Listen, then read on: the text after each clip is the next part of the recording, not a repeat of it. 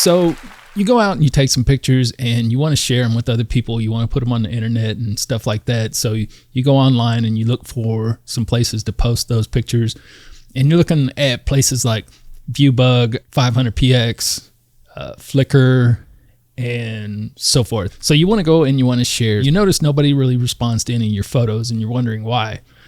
The whole thing on the photo sites is they just post photos and then they respond to each other's photos. Like, say I post a photo and this guy comes along and he says how much he likes it and he gives it a bunch of stars or whatever the vote up is at that particular place. So the next thing you do is you go to his photo and you do the same thing. So there's this thing where it goes back and forth, where if you respond to other people's photos, they'll respond to your photo. So how's that a genuine response? You know, when all it is if I like your photo, you can like my photo, and we go back and forth, back and forth, back and forth. I give you all stars, you give me all stars.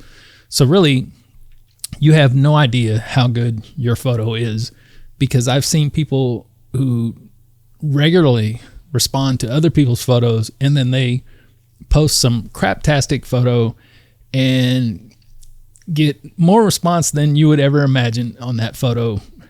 And it's just because they respond to everybody, so everybody feels like they owe them. That is just no way to get any kind of real criticism of your photo online.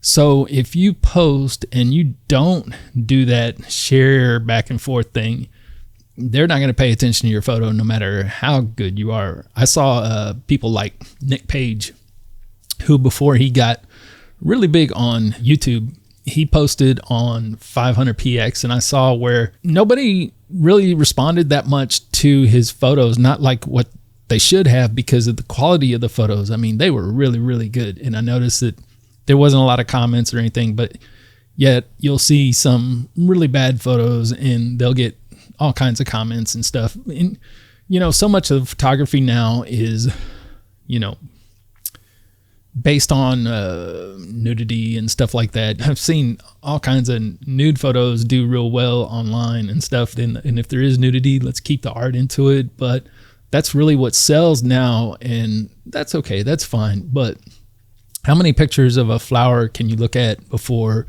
you're like, you know, I really want to see something more interesting? And with today's cameras, as advanced as they are, people can take wonderful photos. But now you've got this horrible thing where folks are using AI. You really don't know what you're looking at, whether it's AI or not. And I've seen a flood of AI photos on those sites that definitely aren't real. And you know, usually it involves a model, because one of the hardest things to do in photography is to get a model. And usually it just bypasses that and they just create somebody out of the blue. It's killing photography, in my opinion. I mean, I ain't gonna lie. I've created photos and used a model as the basis of that photo and let AI create it. And I've created some wonderful photos. I didn't post them anywhere because all I was trying to do was see how well you could do with that. And you can do basically professional AI stuff, and it's really, really hard to tell the difference. It's a problematic thing, and it's kind of killing photography. It's kind of taking the skill out of it. Folks are just happy with using their phone. They don't want to spend the money that it takes to get a really good photographer, and therefore photographers aren't growing. A lot of people will just get their best friend to take pictures. So when you tell a client, you know, what you charge, there's a good chance they're just going to say, no, thank you, and find the cheapest person they can, because, you know, they can get a person that'll put auto settings on and they'll take really great pictures. When you get a picture that would be a 10 and you get an amateur photographer and they can pull off a 6 or 7 by just shooting in auto settings, let's face it, the camera can do a lot, and a good lens can do a lot. It's a terrible little thing, this AI, I think. I mean, at first it seemed like it'd be a good thing. I can remove this line, I can remove that doesn't belong here. And then it turned into a full-blown nightmare. So I completely stopped posting, for the most part, on the photography sites, because to me they weren't genuine. It's kind of fake.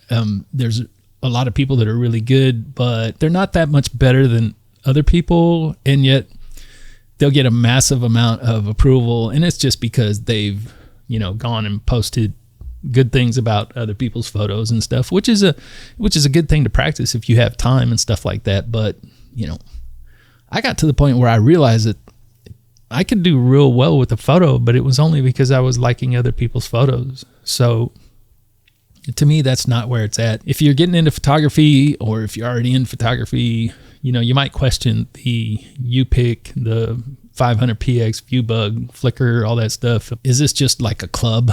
Is this just like a photography club? Did you get into photography to join a club, or did you want to try and create outstanding pictures and post them and see what people like genuinely?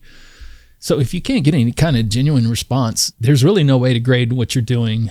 Some people are better than others, and some people are able to sell. It's really hard to get into photography and make money at this point. It has to be like a part-time gig or something like that. You have to be a part-time photographer, and you have to have like a main job, or you need to be married and your spouse, paying most of the bills, and then you pick up the extra with the photography. To me, it's just kind of a mess. So yeah, I don't post on any of those anymore. And with the recent death of Instagram, it really took away one of our last ways of getting our photography out there to civilians, people that aren't photographers that like photography. Yeah, I don't know where we're going to post anymore. Some people have told me Vero is pretty good, but that seems like that is just photographers posting to other photographers. What I was hoping was to reach the regular person, the person that's not a photographer, the person that would help your photography grow by getting more clients and stuff like that. When you're posting to Vero, you're posting to other photographers, so you're not going to get another client. You're not going to make money in the thing that you love, which is what you're trying to do, right? So yeah, that's about all I got on that. Tell me what you think in the comments. Is there still a venue or an avenue for photography, since there's so much phoniness and limitations? So don't forget to like and subscribe, and we'll talk to you later.